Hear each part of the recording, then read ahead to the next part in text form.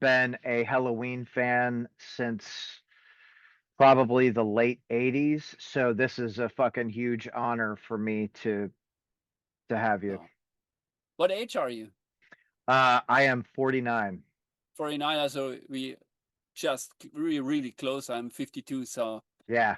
was when you pointed out growing up with or listening to Halloween from the late 80s, it was like it's almost the same time for me. So Yeah, that was I think that was a really cool era of music, like discovery in my life. You know what I mean? Like there was so much like good music, and now, especially, being a fan, like the fact that Halloween is still going, I mean, 40 plus years at this point is like, wow. the longevity, it's stunning, huh? It's really Yeah. stunning. But talking about this end 80s, I mean, that was a crazy time. I have to admit, Yeah. um, those kind of different music. Yeah, all of this different kind of music that came on the market, like funk metal back then, like Mordred and Infectious Grooves and Oh yeah. whatever, and all this thrash metal. Back then, there wasn't any death metal; it was all thrash metal, It was thrash or speed. That's what they called it. And it was, yes, you're absolutely right. Like that was like, especially you look at like early 80s when like Slayer and Metallica were really coming out, and Anthrax, and seeing, again, those Man, bands, seeing the glass ceilings that they have just broke and opened up for, for bands today. Like um it's awesome to see that the extreme like metal. metals are, I guess, maybe in my circle, they're like just so well accepted now. Oh, okay, yeah. It becomes something suitable for a living room.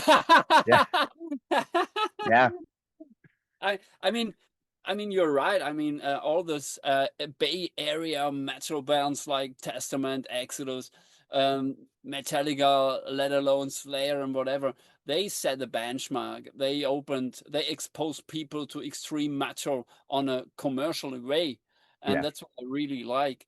And then there was the following era from Halloween and all this stuff, and the extreme metal bands like Dark Angel. I was completely blown away. I mean, I'm a thrash metal head. I grew up I, with Malevolent Creation, Dark Angel, Death Angel, and all this stuff, man. Up yeah, till that, today, I'm into that kind of music. Hey, yeah. So same thing, right? Like I remember my introduction to Death Angel and Death, right? Which is like, you know, Leprosy.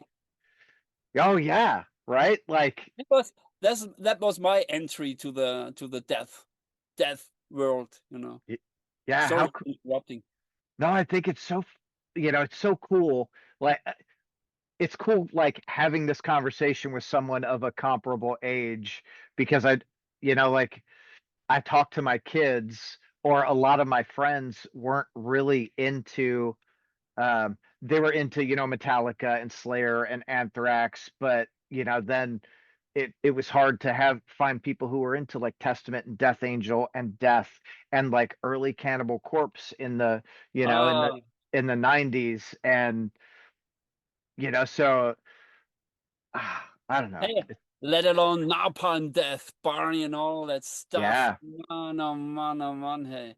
I just Mob saw. Angel, wow, fuck, hey. Yeah, I actually just saw Napalm Death with the Melvins maybe like 2 months ago or something. Wow. Uh, What? I missed them here in Switzerland. I live close to the border to Switzerland. I'm a German one, but it takes me 30 minutes to get to the club where all those cats are going to play. And or gonna play or play in general. Sorry for that, but I miss them. I really love all that hard sounding stuff. This Yeah, hard stuff. I'm still in love, and I still buy the new shit. It's yeah. but I know. My wife goes, "You bought more records?" I'm like, I have to. Like, yeah, I buy it, one, because I like it. Two, I want the band to keep making music. Like if I don't buy it, who the fuck will, you Yeah, know? being supportive, you know. Yeah, I mean, hey, it's a win-win situation for the band and for you. You still have good music, you know. You 100%. make him stay alive and create art. And oh man, yeah, hey, buying So, physical stuff, it's still a passion. I'm still collecting yeah, vinyl. I have to I have to kind of, let's take it that way, to slake this fucking crave to yeah. own music in a physical way. So, and I call it active music It listening. that's exactly what it is, because it's an experience. Like when you put the vinyl on, I'm happy to say that I have my daughter is also a vinyl advocate. She's 18 and she's like, I'm going to clean my room. And she goes in and she puts a record on and she listens to the record and she'll clean for a little bit. And then she's like checking the packaging out. Like this is, it's absolutely active listening. But that's one of the things that I really enjoy about like Halloween, and especially like Giants and Monsters. Like the album as a whole is, it is an experience. It's not a collection of singles. It's a Yeah. it's fucking art. Mm, mm, You know what I mean? Like mm. eh, I really miss that. I feel like we had a lot of that in the 80s, and 90s were really veering more towards like singles, and then the 2000s everything was So, singles, mm, mm. but we're maybe because of what I do, I see more like album experiences again, which is nice. Funny talking about this, and I don't know when it was, probably 15 years ago. Phil Collins released a compilation of packed with all his number one hits, just the number one hits. Uh, it, it must be around 40, 45 number one hits, and they put it all on one compilation. And he gave an interview and he was asked what he thinks, how he feels when he listens back to all his number one hits on one compilation. And you know what? He said nothing, because because he comes from an era, he needs an album, and the songs surrounded, the songs that are the surrounding for this number one hit. You know what I mean? Yeah. These If songs made this special song to a number one, and without these other songs, he can't do anything with his number one hit. He says, "Okay, it's just a piece of a picture."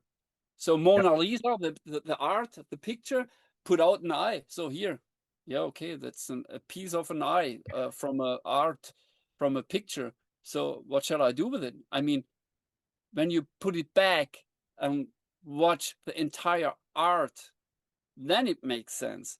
Yeah, And that was an interesting point he pointed out. So, man, and it that's, really is. Like, I'm with you. I need an album. yeah. So let me ask you, like, I know people when they listen to music, they listen to it differently. But like if if you are like, oh, I'm in the mood to listen to this band, do you just grab the album and listen to it from start to finish? Yeah, I can't put the needle just in the middle. So, even in the car, when I stop, and then I have to start the album from the beginning. So Yeah. then it makes a kind, it takes you on a journey, isn't it? So it takes you on a journey, and to jump on a journey just slap bang on the middle of the way, it doesn't make sense to me. I lose kind of connection to the songs. Yep. So it's crazy, and so that's the reason why I really love putting on a needle on a record, kick back on a sofa, have a good cool glass of wine, whatever, and listen to it closely, focused, you know. And then after 20 minutes, you have to get your fucking arse up, turn, go, move to the spin table, turn it, start again, kick back. And then after one record, hey, it's okay. It's okay. Then Yeah. it's done. So, and back in the day, you will find on all those old, big, mega selling records, you will just find 8 songs. Yep. No skippers, no fucking skippers, just hits. Just all bangers, which is which is like, that it's, I think that obvious. That's why I think the music that I like is, it's people who, they care enough to think through everything, not only in the song, but on the album as a whole, right? Like I've listened to Giants and Monsters probably 4 or 5 times, Wow, holy shit. and I'm literally like, I'll tell you, Mike from Heaven Shall Burn like got this in my head. So I'm chatting with him, and he goes, "I don't want to know what you like. I want to know what you don't like on the album." And I'm like, "Oh fuck." So now like I think it's fair, right? Like Wow. because we can like, "Oh, this is the best thing ever. I like this solo and I like this." So I'm listening, and I'm listening through Giants and Monsters, looking for things that I don't like. And I'll be honest with you, I can't pick something out. They're like, I've been through it 4 or 5 times, and I haven't seen something that where I go, "Oh, if they would do this, or if they tried this instead, I think that might be better," or I don't like it. It is, every song is fucking epic, you Oh, know? thanks. Like, Thanks. Thanks. That means a lot to come up with a word like epic. That wow, that makes me proud, man. I mean, that's to me, that's Halloween. It's a Mm, journey. Every song is a journey, but the album is like the whole fucking story, you know? mm. Um, so it just, I'm I couldn't pick anything out that I don't like. I will now, right? Like, I'm sure after we talk, I'll go, "Oh, I didn't like this," but I'm like, "Fuck." Yeah, hey, why not? Fair, fair enough.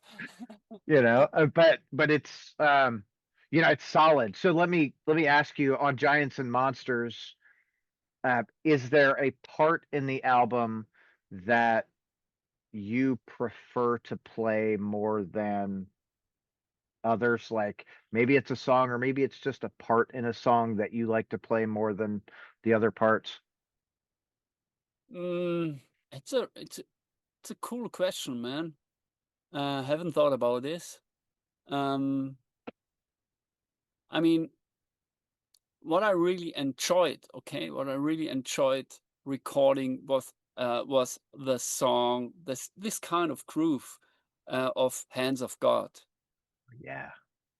And I mean, um, let me say something. For this album, uh, we gave all, really. Our longtime producer, me, we put our heads together in order to what could we do differently to the previous album.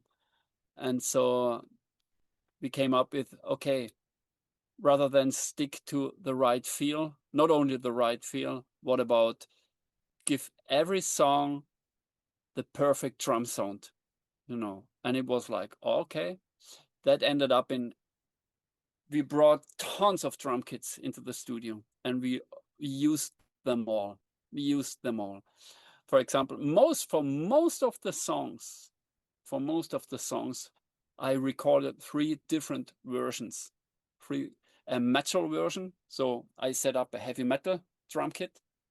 Then I set up a rock drum kit that forced me to play more rockish, so more unarmed, kind of unarmed compared to the metal. Yeah. Even sound wise, it's completely different to metal drum kit, a rock drum kit, and then we set up a big arena drum kit.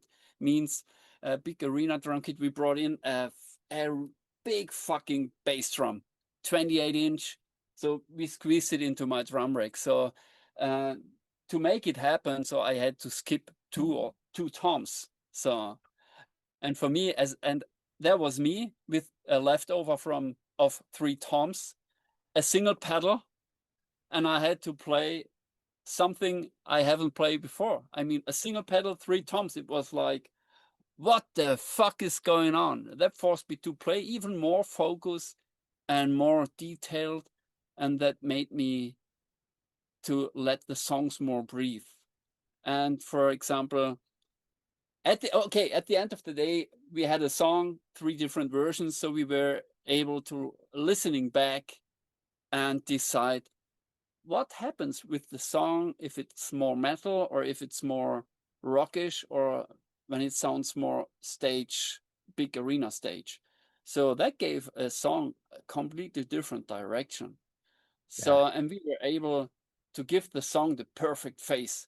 And that's the reason why, for example, you hear on this new record three different drum sounds. It's not just one drum sound for the entire record. That would be too tedious. That's bar What again. It sounds great. e- with three different drum sets, it really opens up, I think, the depth of the album as a whole too, right? Because it's if to me, I would think that it forces you guys, just like you said, like the song, it has a different life with a different kit. Yeah, So it forces you guys to think about it in a different like mindset. Like, yeah, oh, with that, well, shit, maybe we can do this now. yeah. Um, which is really it's it's really fucking cool that you did that, right? Because I one of the things I always look for with an artist or a band, especially a band that's been around, 40 plus years like Helloween is I want them I wonder if they're still like challenging themselves with the music, right? Sometimes you can listen to an artist that's been around and you go, "Oh, they this whole album they just phoned in," Mm, yeah, yeah, and just hearing you talk about it, if I would have not listened to the record, I'm like, they didn't phone this one in. Like this is we're giving it our all. Let's see what we can do. yeah. And yeah, we kind of this time I have the feel the entire band for this recording, and we were more after this kind of being an artist and being creative and create art. It's not music. So I have a new metal song, I have a new blah blah blah. No, create it. And now getting back to this Hand of God thing. So I recorded for Hand of God three versions, and Sasha, the songwriter, wasn't quite happy. He went for he picked out the big arena version, but he wasn't quite happy with it, feeling wise, not sound wise, feeling wise. And I was like, so okay, what could I do? I mean, I was completely on the edge, and so I was really close to call a studio drummer, you know, because so my ability, I quite versatile, but somehow I couldn't quite get his ideas or what he was after. And Charlie and I, we were listening to the version we recorded, and all of a sudden a certain spark ignited a fire. And I said, hey, Charlie, turn the microphones on. I have a fucking great idea, man. So we created a drum loop rather than playing to a click track, cling, clong, clong. I created a loop, a drum loop. And to create this drum loop, we recorded different layers. So we started, for example, I was, um, I was like doing a brush thing on a surface. I wished a surface with my hands that gave a certain sound, so like a shaker thing that you Yeah. can hear in the background. This then I was bumping with my elbows on a table, with my feet on the floor. I added a little bass drum on, and so on.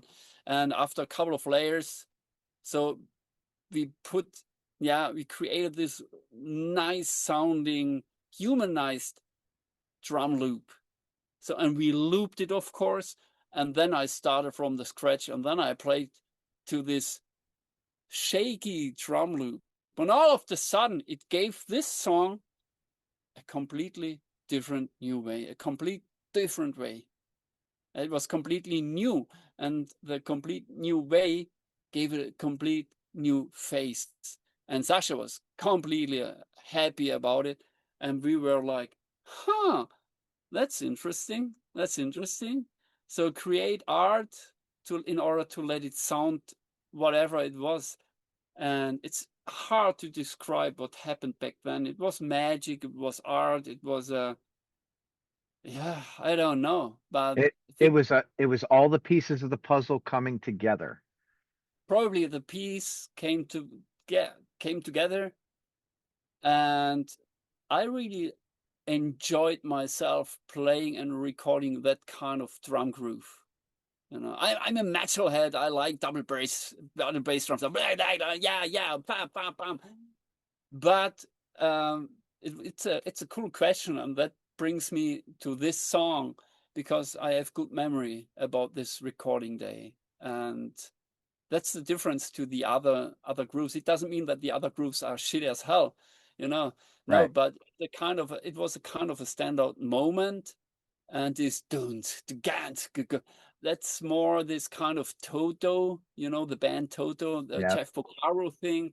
I had more this kind of Jeff Porcaro in my head, this heavy sounding Jeff Porcaro thing, and I was flooding with this self-created drum loop, and hey, I'm really fucking proud on it. So Yeah.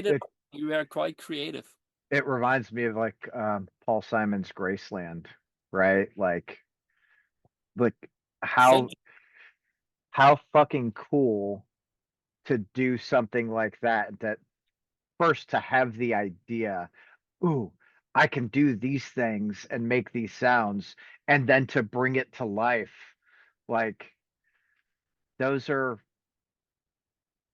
the special moments, like especially creating an album that you tell the story and someone goes, "Oh, I didn't even like it didn't register," especially today with where everything's so digital.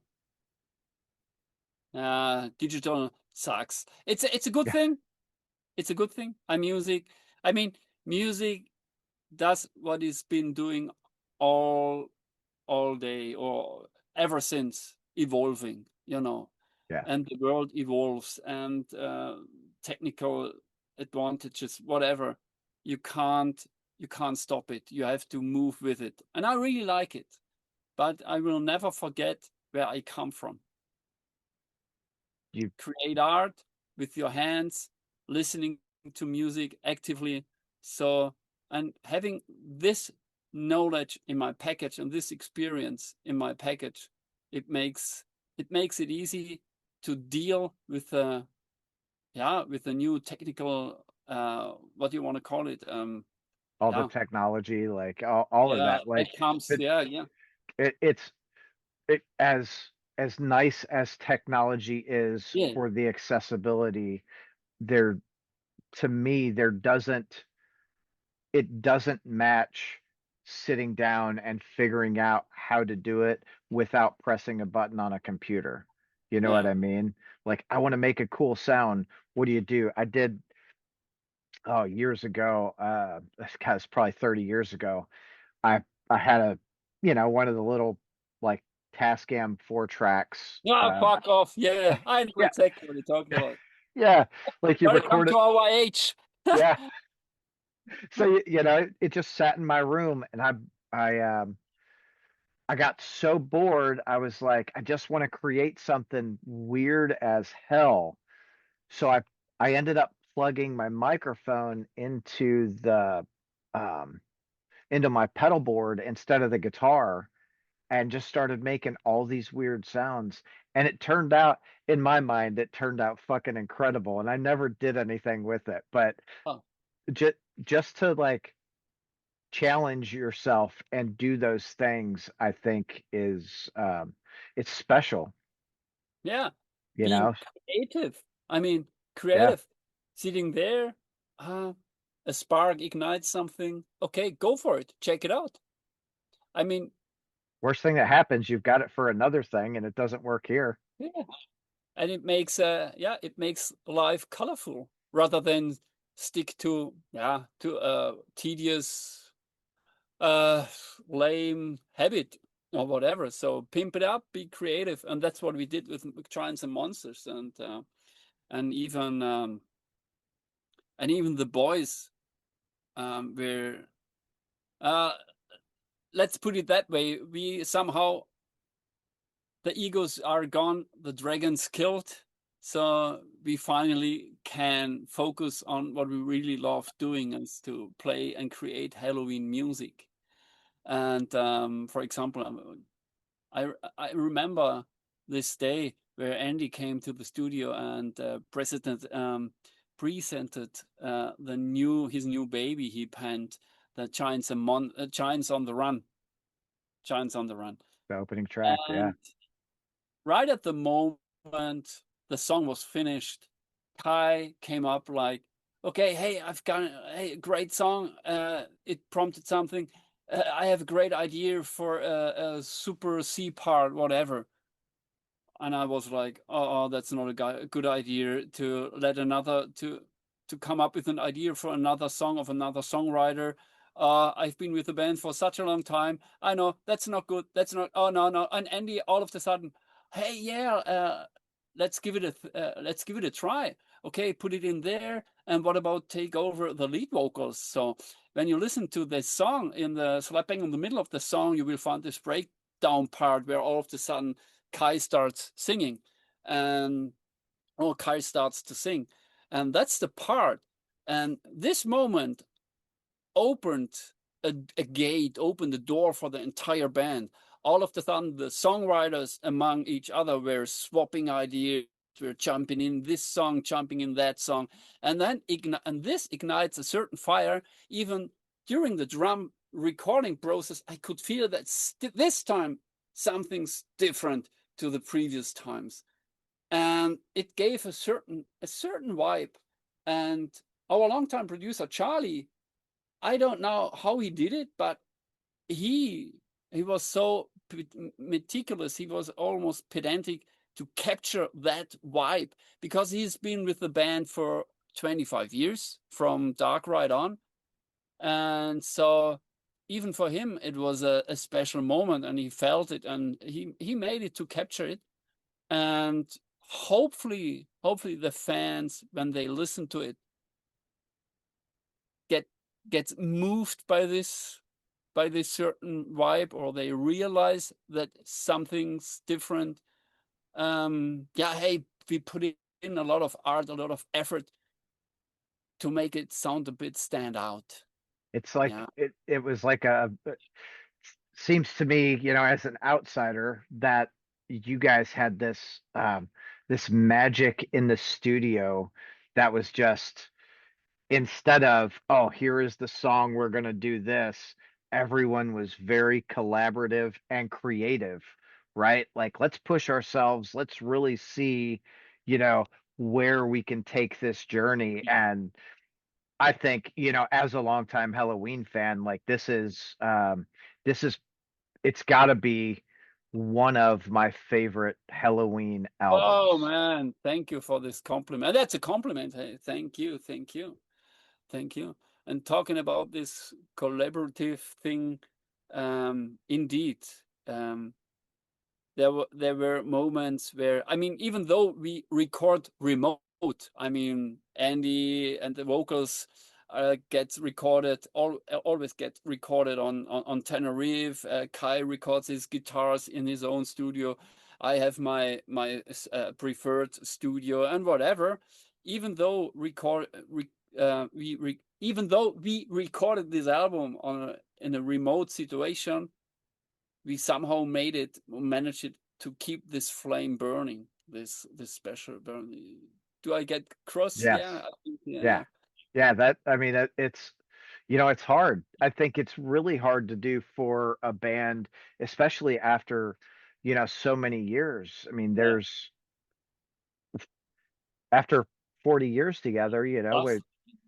you go, okay, I think we've done about everything. Uh, And yeah, but man, I joined the band 20 years ago, Yeah. and still today, this fucking or we fucking old farts of to me, I still can see, especially in Vikey's eyes, I can see this passion and this dedication towards his baby's music, Yeah. Halloween. You know, he still enjoys creating Halloween's art. So do Andy, so do Marcus, so Kai, of course. I mean, and Sasha, let alone Sasha, he brings in his special vibe, and together we are so strong. And I mean, we are seven so different characters. We are so differently, but together, kind of united. Um, we create something really special, even live.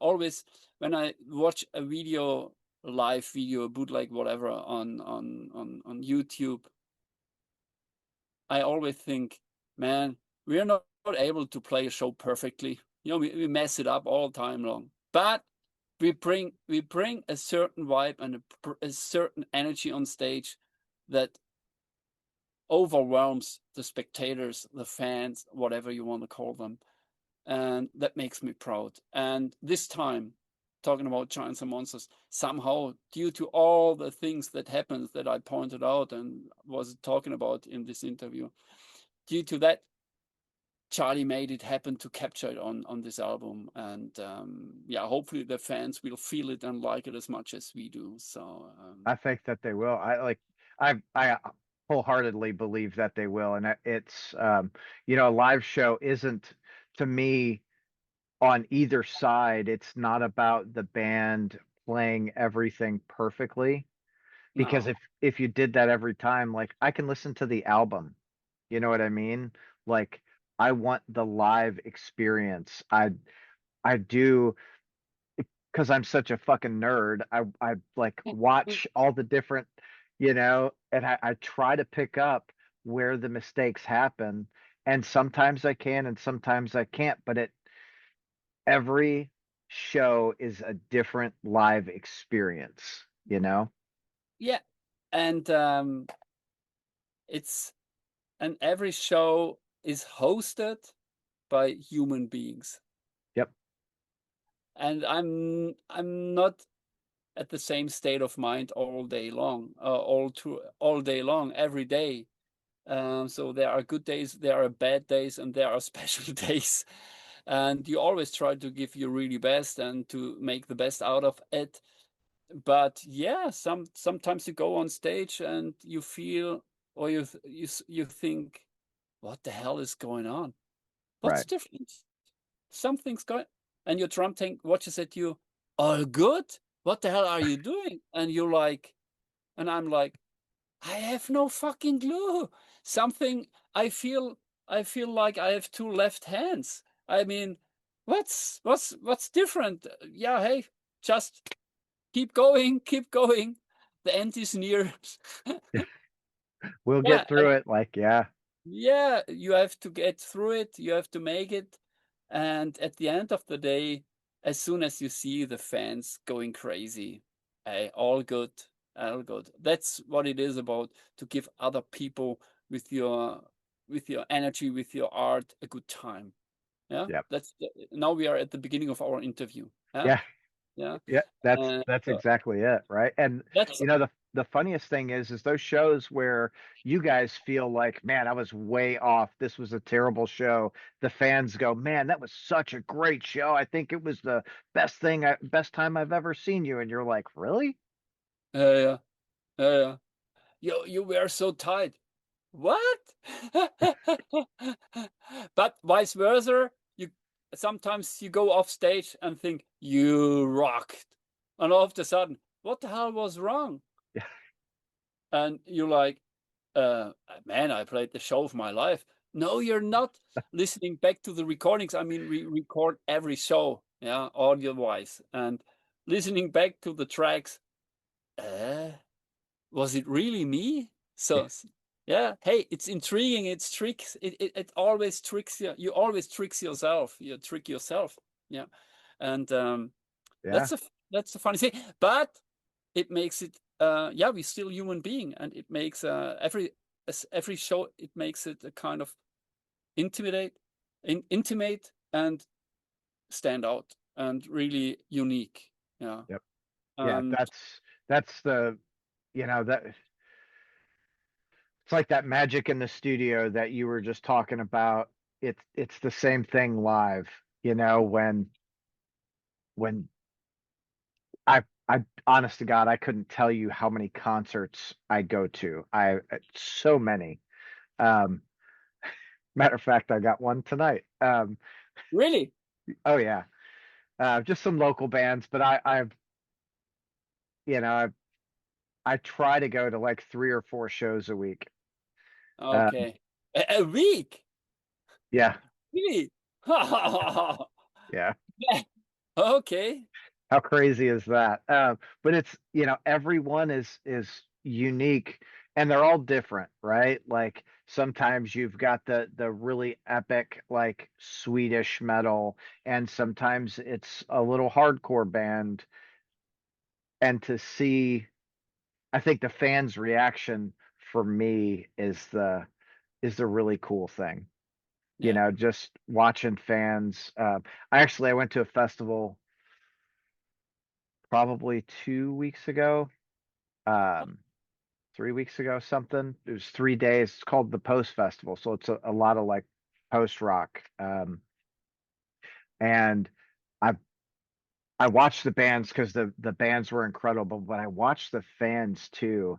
And in my mind, this was this is what I look for when I go to a live show. I look for a community that is going to let you enjoy the music the way you want to enjoy it. So if you want to sing, you can sing right along with them. If you want to dance, you can dance your heart away. And if you're dancing, people make room for you. And if you're singing, people will sing right along with you. And there might be someone crying, and you know,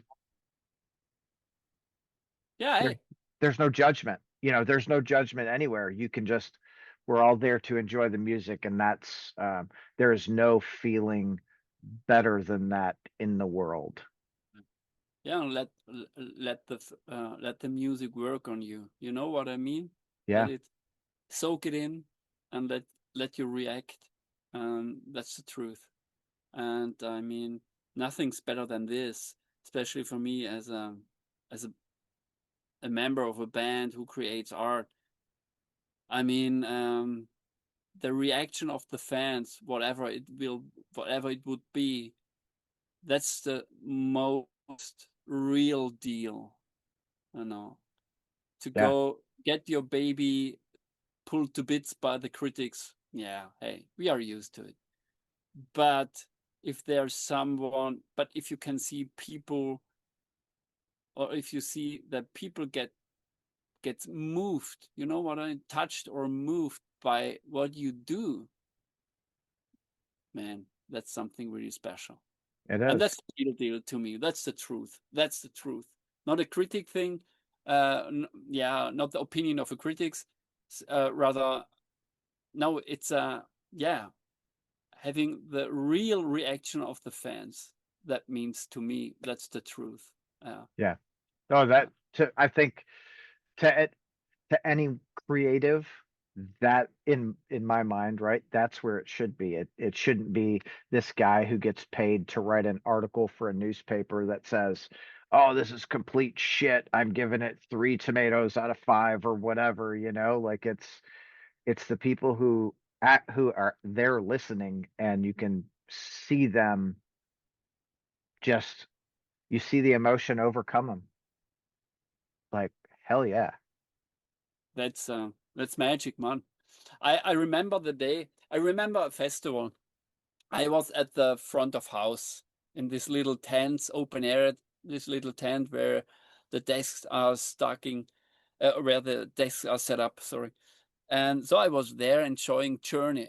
Journey was headlining the band Journey, and they were playing, and next to me was Mr. Rindt of Sacred Reich. You know Sacred Reich, the Yes, thrash yes, I metal. know Sacred I Reich. Yeah. think I think the singer's called Rindt or the Rind or whatever. Uh, yeah. Hold on.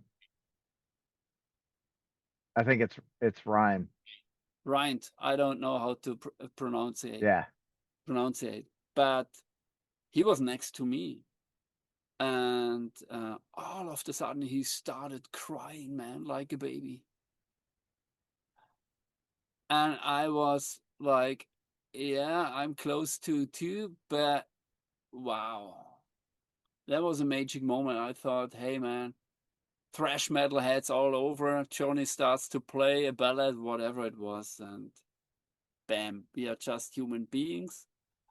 And this miracle that tones and rhythms, melodies and harmonies can move you on a certain way, in a certain way, to a certain way, whatever. It is. That's magic. That's music, man. It absolutely. To me, music is the great unifier. You Yeah, know, unifier. That's a good expression, man. Yeah, unifier. Unified there's by fire. yeah, we're so divided with everything in the world. Yeah, Yeah.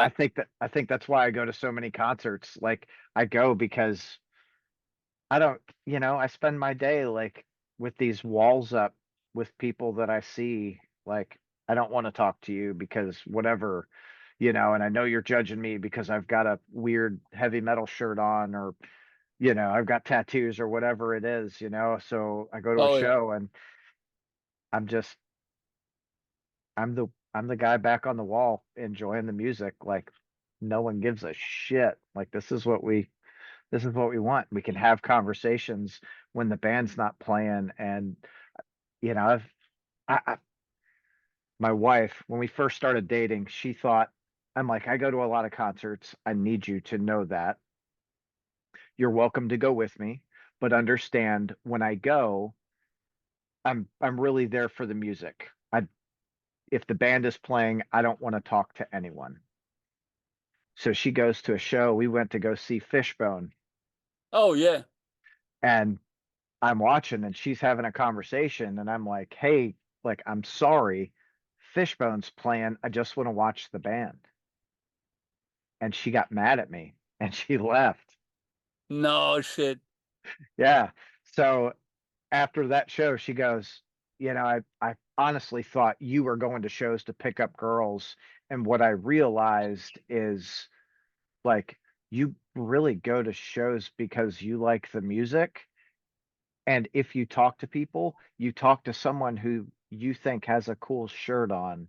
So you guys connect over that shirt or they like your shirt. I'm like, yeah, like I'll make friends. I don't give a like I'm not there for any other reason than the music. That's all. And she goes, okay, cool. I don't ever want to go to another show with you again. I'm like, whatever. She never did. No, she does. Like she still goes to shows with me, but it was like, Okay. Yeah, yeah, but that proves that you're yeah, that proves your passion and your dedication towards something really special. yeah. Music, art. Well, it's, I I can appreciate it. I'm a terrible guitar player, but man, I can appreciate when someone knows how to play. So let me ask you this: what live shows do you all have coming up? Okay, we start our world tour for this anniversary in October here in Europe. And that brings us to the end of November. Then we go over to Asia, to Indonesia for a couple of shows. So Asia, whatever, um, just 3, 4 shows, not more. And then we are going to have a break. And in April or May, I'm not quite sure. We come over to US. We do the North America, Canada, US, and then we go over to Japan, a short stint in Japan.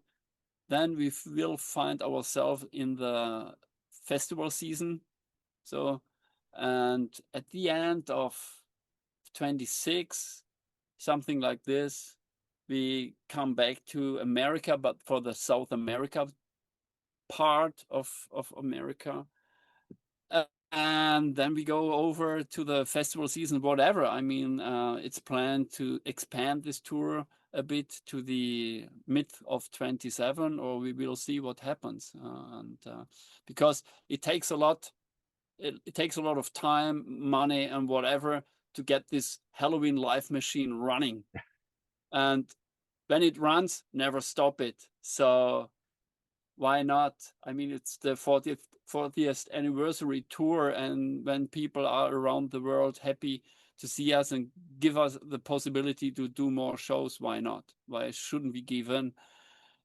And so, but I think at the beginning of 27, this tour will find its end, maybe or not. Don't take me too seriously, but that's the plans for so far. And maybe we do another album, because the boys still penning and penning new songs, and however they do it, I have no idea. So we are right at the moment, we are preparing for the upcoming tour. We started the preparations in June, and yeah, and at the beginning of October, the tour starts here in Europe and will bring us, or it's going to bring us around the world once Yeah, again. And that's that's impressive. Like, to hit so many places. Holy shit, especially like in these current weird times, yeah, like yeah, it's always tricky to travel around, and it's something different to as it was when I kicked off my career.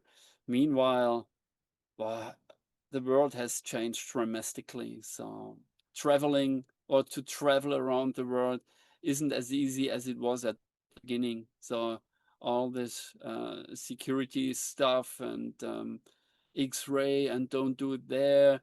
You are always you have always to let regulations work on you. And for me, as a heavy metal fan, I never. I'm used to not let peer pressure work on me. So why regulations? So right. that was the way that brought me here. I mean, yeah, They're like, sir, you've been randomly selected. You're like, oh shit, not again. Like, I don't want to. yeah. You're Damn. selected. Really? Yeah. Okay. Thumbs up. Trousers down. Bend over, bitch. Vaseline or not? Yeah, do it. Try. Just, oh God. Okay. So when Hey, you come to North America, we'll have to connect, dude. I'll have to take you to some like record stores and yeah, hey, feel free to drop our promotional department. I guess you got the address, because we are connected to you to this email, whatever. yep, Feel free to drop a line with an information that we are fancy catching up with each other in order to messing around the vinyl world in your country. And just, hey, feel free to drop a line. I will remember, and hopefully we can make it to catch up, man. for sure. Yeah, it'll be a lot of fun. I'm looking forward to seeing you all back over here and performing. Where are you based? Sorry. I live in Louisville, Kentucky. Oh, okay. Okay. We'll keep an eye on the tour plan when it's released, and where we are in your era. So maybe Yeah, that would be fun, to wasting or strolling through the secondhand vinyl stuff, or used vinyl stuff, whatever you call it. yeah, So yeah. I'm always in. That is the best thing in the world to just go through and like, oh, look what I found. Yeah. Ah, man, I can tell you. Awesome. Okay. Danny, Hey, thank Tom. you. Tom, thank you for this wonderful interview. It's my last for today. And so you made my evening, so to say, because in Germany, Switzerland, we always pushing the night, Yeah, the afternoon. And hey, thanks. I had a lot of fun talking with you. Really, me a too. lot of fun. It was just easy and quite packed with information and feelings and emotions and art talking, whatever. I had a lot of fun. I will keep your memory, man. I will have good memory about this interview. Yeah, me too. I absolutely enjoyed it. I loved how also how easy flowing it was. You know, it Yeah, wasn't like, okay, this question and this question and this question. It was like, let's just fucking chat. yeah, Okay, you know. man. Yes. So You made Danny, now you made my day. I am more more appreciative than I can express to you. So thank you for that and thank you for your time. Hey, thanks for asking. Thanks for being there, man. Take Oh good yeah. care and say hi Have, to your wife. I absolutely will. Have a great evening. Hey, you too, man. Thanks. Bye bye, See ya. Tom.